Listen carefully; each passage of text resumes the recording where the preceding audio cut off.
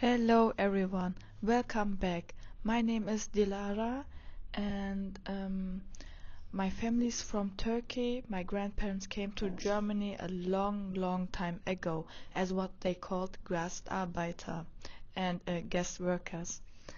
They came to fix machines, build cars, clean buildings, and also to work in Thyssen, as it is really known for Ruhrpott. Their life was about hard work, long hours, and saving every penny. And we always listening about that, all the stories about how they saved every penny and worked in the cold winters. And their dream was simple, that their children and their children's children, like me, would have a better, easier life. And I'm Eliza. My story is different. My parents are from Albania, from Kosovo to be exact. They didn't came here for work, nope. They came here because there was a war. They had to run, to escape, to be clear. They left their home, their friends, their jobs, almost everything they knew behind, so to say, their life. They started from zero in Germany, so their dream was even more simple than that. It was safety, just peace and safety for their future family, for us. Eliza, do you think as well that our both families have did something huge, that they gave up so much and they did it for us? We are living the life they wanted for us. I kind of do feel that way. I feel like our parents and grandparents did so much in their life just to have nothing.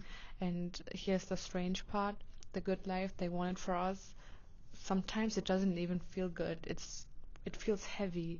It comes with a quite complicated feeling that follows us around. So maybe we should call it the debt. Yes, it's not money we owe, it's a feeling, it's guilt. It's the feeling that our easy life, our opportunities, our simple joys are something we didn't fully earn, but we were paid for by their struggle. So now in this episode we want to talk about what the debt really looks like in our everyday lives. We want to talk about it in simple and we want to talk about it in real ways and maybe figure out what to do with this heavy feeling.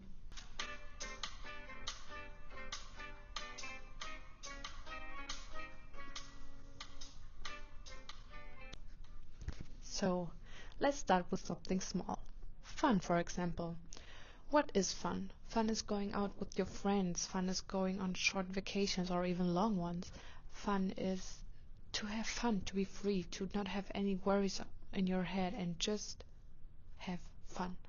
Dilara, do you ever feel weird about just having fun? Eliza, all the time. Last month I bought a ticket to see my favorite singer in concert, but it was a really expensive ticket.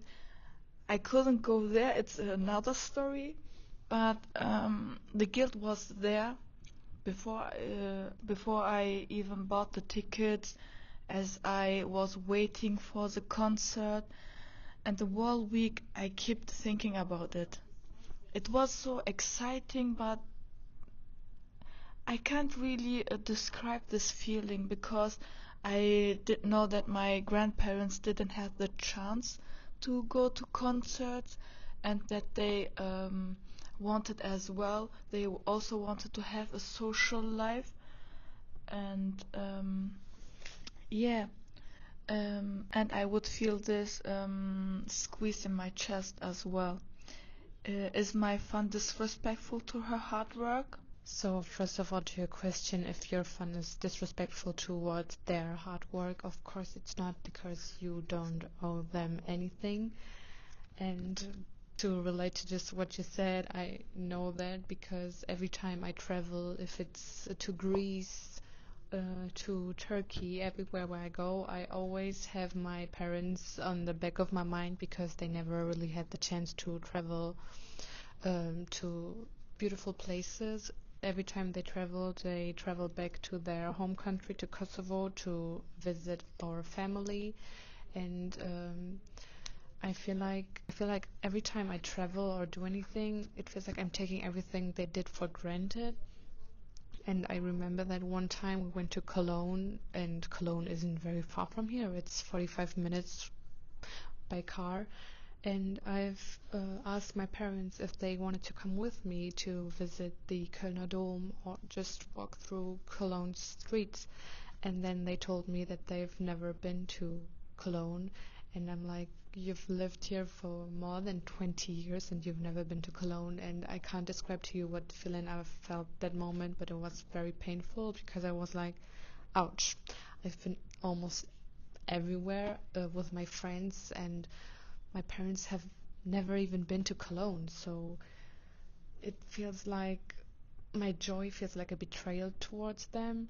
And I feel so guilty because every time I sent my mom pictures, she would write back, very nice, be careful, have fun.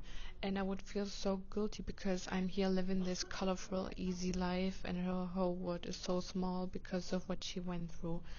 My joy, like I said, feels like betrayal. I really can understand you. For me, I'm the third generation as we talk about it, and I don't think it's like really like how you feel and how you experienced it. But I know from my family that we are saving all this year to go to Turkey, and it's always the same place, always in summer, always family vacations, and yeah, and they didn't see any other places than there, and also they don't want to. They're like, yeah, I feel at home when I go to my home country, and they feel sad when they come back. I would also say our fun has a tax on it, a guilty tax. Yes, exactly. I would also say that our fun has a tax on it, a guilt tax, even though no one really gave us that tax but ourselves. And it's not just fun, it's about our paths in lives, our careers. Dilara, you are studying education right now. So how is it? How was it with your family? What was your inner monologue when choosing this path? I needed to say that my father wanted me to make a Ausbildung. He was like, "You are safe then, and in studying, it will take you a long time. You're not secure." But he also was like, "If you going this path, I will help you, but like how much I can help you." He was like, "I didn't study, and I can help you with money, but that's it. So I can pay someone who can give you Nachhilfe." And so also with my studying, like education, he was like, study something that, where you can have safe income, where you can find a job, not like something where it is not where I don't have a stable work. Like for them, after generations of physical unstable work, a good job was a doctor, an engineer, a lawyer, or like education. My grandma really loves teachers. She's like, it is a really liked job. You are really in high society. They also wanted me to have a clear title and a solid salary. Choosing a creative path, a risky path, feels to them like I'm throwing away the security they fought for me, and I feel like I'm spending their sacrifice on my own dream, and that's a scary debt to carry. So for me, it's the opposite pressure. My parents never told me to go to work immediately after school. They always told me it would be a great thing if I started studying in the university because my mom, she never had the opportunity to, and her biggest dream was always to become a lawyer, and she, like I said, never had the chance to. When she immigrated to Germany, she had to work immediately, and she always told herself, I will never let that happen to my children. And as soon as I had my Abitur, my mother told me, now you have the ability to study, and that would be great. And like I said, because it's the opposite pressure to me, I always had to start studying because I wanted to fulfill my mother's dream that I was feeling like I was living the life she never had the chance to, and not studying was giving up on all her hopes she has built up also on me. So my success wasn't just for me, or isn't just for me, it was also for her. And it's to replace everything she's ever lost. Like, I have this pressure that I have to be successful, not just for me, but for them, and to make the suffering mean something. So if I fail, or even if I choose a simple, quiet life, it feels like I've wasted all their sacrifice. And I couldn't ever bear to put my mother in such pain, to like make her feel that all she's ever worked for or dreamed for was for nothing. This is really sad to listen, and I think it's really, really a debt, and also that you are living for two people as well. And so, whether we follow our dream or follow their dream, we feel the debt, I would say. Yes, I would also say that. And it's also with simple things, smaller things, the day we live our daily lives, the way we think. I feel like in my family it's a taboo topic to mention going to therapy or anything like that, because my family didn't grow up with the opportunities to go to therapy. So it was also, like I said, a taboo topic, or having a boyfriend. Like, these things, they still mean something till this day. And I feel like we, as the newer generations, we have to change something. And I feel not the pressure, but the need to change how I raise my children. Not saying that my parents raised me bad, but they closed a lot of doors for me and for my future. And I don't want to do that to my children. I want to tell them that going to therapy is fine, that having a boyfriend when they're 16, 17, it's not the best thing to do, but they wouldn't get punished if they have a boyfriend or girlfriend. And even if it's about having a same-sex partner, I would never like punish my children for it. Uh, Like, the time's moving, and so are we, and so are our generations. And I'm not saying that my parents were bad parents, but it's just how they were raised and how they were taught. And I don't want to teach my children anything like that. What is it with you? Were you taught anything like that? Yes, I would say, just thinking about it, I would say that they want traditions as well as they lived in their home country. As you said, your parents came later. Um, they they lived the traditions, the culture there, and I think they don't want to lose it here. So they don't want you to. They just want you as well to know these traditions, and as my parents as well. They were like, yeah, you have problems, you can talk with us about it, but why do you need a stranger to talk about it? And you solve your problems inside the family. So you be strong, you don't complain, and spending money on time to talk about feelings, like when you can talk to me, so why don't you talk to me?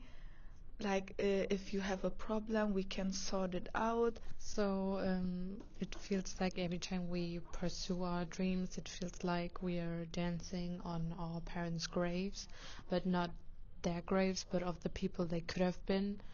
And there's something we clearly need to change about that. Like, we can't go on and live like this forever. So what do we do with all this? We can't change the past. We can't give our grandparents their youth back or give our parents the peaceful life back they should have had in Kosovo. What do you think? What can we do? Maybe the second step is to change what the debt means. What if paying it back isn't about feeling guilty? What if it's about living with respect and gratitude?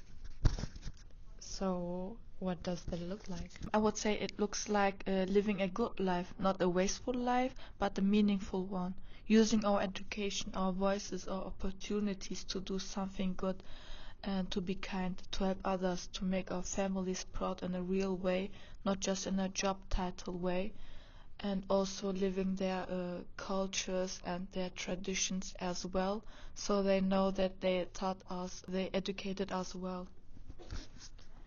It looks like honoring their work by not wasting what they gave us, by being responsible, but also by allowing ourselves to feel joy, because we are allowed to be happy, we are allowed to have fun, because being sad or feeling guilty of enjoying things won't change the past. It would just make us miserable.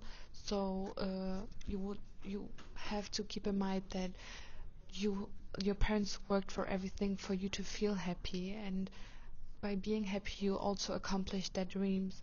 So they worked for us so hard for us to have joy, and by having this joy we can carry their memories, their story with us. We will not forget them, we will tell them, and we will always keep that in mind. Yes, and maybe the debt doesn't have to be a chain that holds us back, that we was thinking about it. Maybe it can be a root, something that grants us, reminds us where we come from, and gives us strength to grow. And we will probably always feel that little squeeze in our chests, like you mentioned it before, at a concert, when we buy something nice, when we choose our own path. That's okay. It means we remember, it means that we love them. We don't have to let the guilt be the boss of our lives. We can thank them in our hearts every day and then go live the life they made possible for us, fully, honestly, and maybe even happy. Thank you for listening to us talk about the debt. This is a conversation, not just our own. We know so many of you carry this feeling too. Do you feel the debt? What does it look like for you? Maybe talk about it with a friend, a sibling, or even your parents. You might be surprised. So we are Eliza And Dilara. and take care of yourselves and remember where you came from.